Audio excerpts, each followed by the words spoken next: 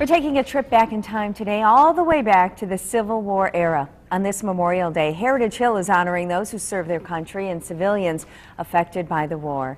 Susan Wade joins us now live with more on a special event. Good morning, Susan. Good morning. I understand you have a poem, or a part of a poem to read to us. I do. If rebels attacked you, do run with this quilt to say, and safe to some fortress convey it. For o'er the bond body of some old secesh, we did not intend to display it. 'Twas made for brave boys who went from the west, and swiftly be fair fingers flew, while each stitch as it went to its place in the quilt was a smothered God bless you boys too.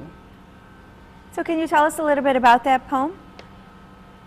Yes, this was found on a few squares of a quilt that was left from the Civil War. It was found in 1884 in an African-American home near the battlefield in Bentonville, North Carolina. And Northern women would make clothes or quilts, and then they would sew in messages of support and love to the boys. And this was one of the poems that was found on the square of the quilt. Oh, very interesting. So what else will people learn about the role of women during the Civil War when they head to Heritage Hill today?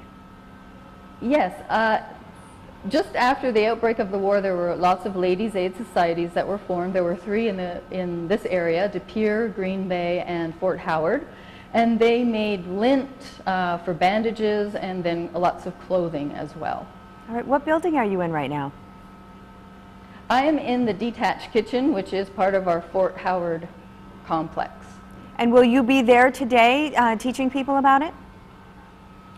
We will have the reading of the Gettysburg Address at Fort Howard, but I will be up at the Cotton House talking about the Ladies' Aid Societies and reading a few poems from the quilt.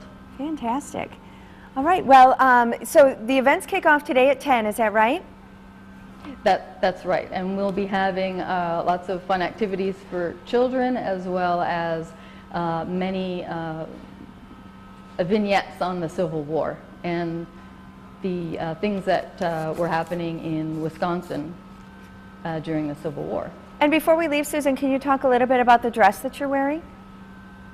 Yes, this is a dress that is from the time period, and if you were a nurse in the Civil War, you would wear dark clothing, mainly browns and blues. And so that's what I'm dressed as. Okay, Susan Wade live from Heritage Hill this morning. Thanks so much. Have a great day. Thank you.